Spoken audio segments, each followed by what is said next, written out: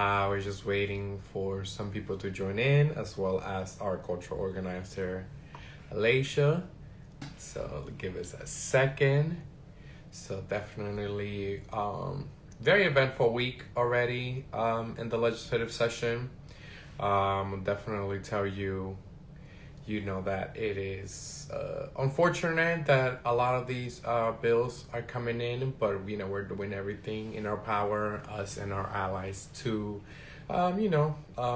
keep you informed, as well as letting you know when to call your legislators to let them know how you feel regarding these bills that are going to make it harder, to be completely honest, on a lot of voters to have access to the ballot. And I believe Alicia is about to join in. Let me see.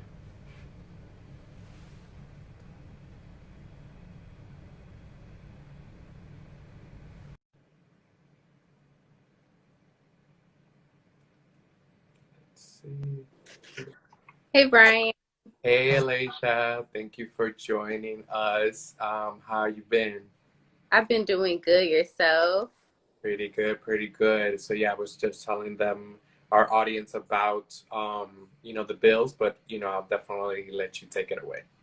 Okay, this is such a great topic that I love to dive into, especially once February comes to an end. As we know, February 1st kicks off a month full of pride and admiration for all of the African American population. It's just a moment to not only reflect on our struggles of this great nation, but also to give flowers to those who have paved the way for so many of us who have created innovations just to change the whole culture of America as a whole by bringing bits and pieces from their own countries. Uh, so, starting out as Negro History Week, this was a time and to reflect. And basically, just like us, it evolved, and it actually evolved into a whole month where we're able to actually educate the youth and allow them to actually know their heritage and be proud of that, and actually to celebrate the years of different cultures that we have within our own race and our own ethnicities. So now our goal is basically to keep that momentum going past February. As we know, today is March the 3rd, so February is out of our minds, out of our calendars. But what we have to continue to do is to bring that essence of African American culture and African American pride into our because essentially African American history is American history. It is history that actually shaped our country and gave us those foundations. So basically, creators and innovations now have they have created things that are deemed essentials all over the world.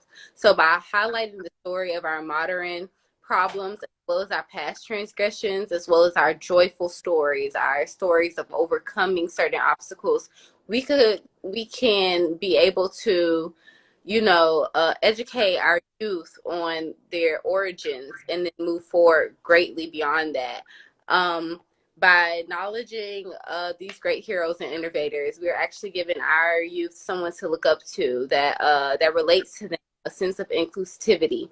There are plenty of ways that you can actually go about still celebrating Black culture, being someone of white passing, or even being someone of the Black nature or brown nature. And there's plenty of ways to do that. So supporting Black businesses is of course one. There are local shops all downtown, especially on Broad. I know 11th Street. There's a lot of little shops that people could shop with, whether that be your local farmers market to support Black agriculture and indigenous people. You also have smaller moms and pop shops that serve food, hot foods, cold foods. Just stop by and get a lunch. You get to know your community. There's also local retailers such as clothing and oils and all kind of things such as that. And of course, donating to HBCUs. A lot of the times they're left shadows of the whole support system, and where can you actually donate physical money or actually give accreditations to. And HBCUs are something that literally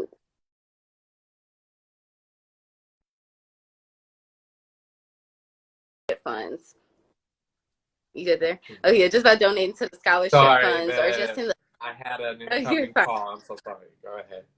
Yeah, or even just the upbringing of a student, supporting a student who actually attends the HBCUs. As we know, they're a little bit behind on the establishment trail when it comes to institutions. So therefore, funding is kind of different there, as well as the experiences within itself is pretty different. And with experience, of course, is cost. So just by putting that money towards those different scholarship programs, or whether that be towards the building of the institution, definitely helps the education and the spreading of the knowledge of Black culture and Black history within itself. But yeah, so Yeah. I, now I just ask you all to just go out there and continue to celebrate Black history. It's not just, it can't be condensed to a month. This is something that in order to actually practice this inclusivity that we have been reaching for so long these past couple months, we have to continue to spread the knowledge. We have to continue to spread the joy. We have to continue to spread the positivity towards these melanated homes and these melanated voices. Give voices to those who have been oppressed for plenty of years, because a month can never equal to how much history and how much of an imprint that we have in American history. So again, I just wanted to ask you all to just go out there and continue to spread that joy, continue to spread that pride, continue to tell our story. And I'm glad you actually hit on that, specifically on the HBCUs, because currently we're actually having our HBCU summit for the Georgia, college campus, civic campus network that we have here in Georgia Shiv.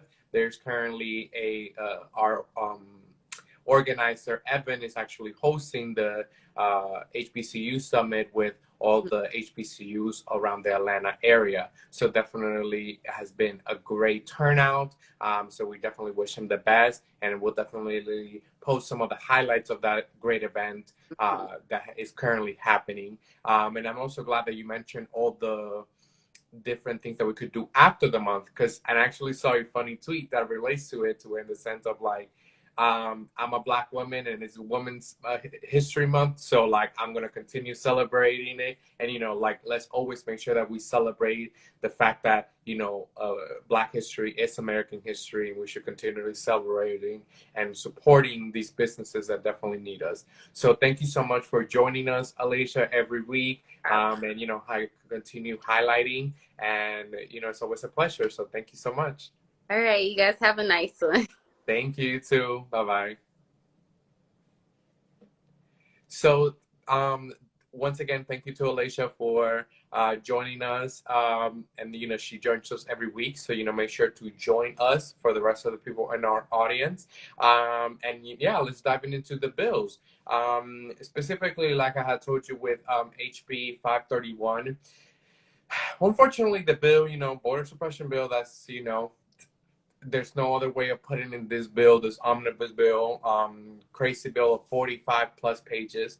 The bill was voted on Monday, and it passed 97 yes to 72 no's.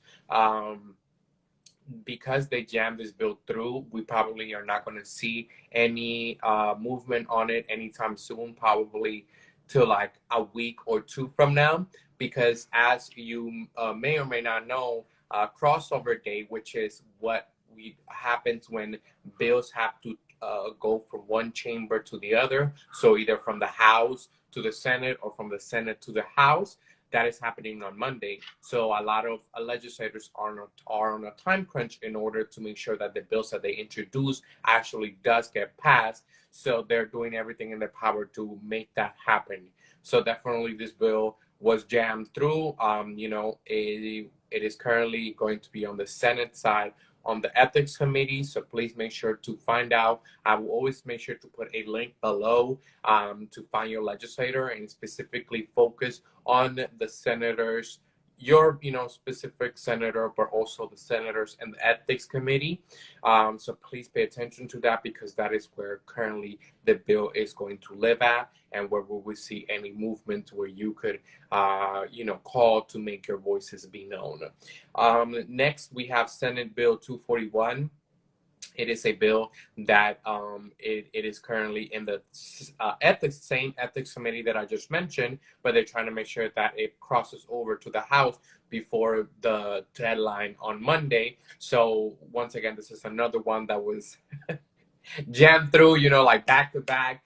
We had to have multiple people, like both of them were going out at the same time. Both of them are like sister omnibus bills that are just horrible for people like you and I that are just trying to, vote. But it's definitely interesting how a lot of these bills are based on just superstitious, and just conspiracy theories, and not just leave it at that. So yeah, watch out for that. And for my Augusta people, there's actually a local election that I want you to be mindful of. It is the SPLOST election that is happening March 16th, which is not next Tuesday, but the Tuesday after that. So please make sure you pay attention to that. A lot of the infrastructure, as well as what goes into schools, what goes into the streets, so if you're complaining like, hey, my street is not being paved over, or just not being maintained, a lot of this maintenance, as well as upkeep and building new infrastructure, is going to be voted on in this specific bill. So please make sure you go out and find out more about it. But the bill is definitely, is something that we want you to know more about. And if you want to join us next week, our sister org, our C4 Arm, or Georgia Shift Action, is going to be hosting that event.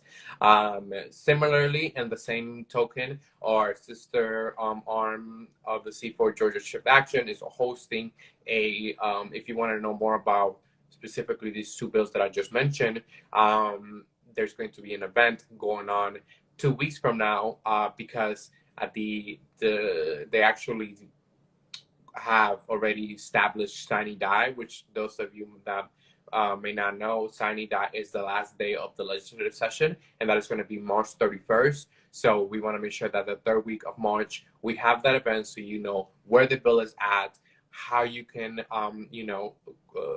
act on it, and how you can make your voice be known.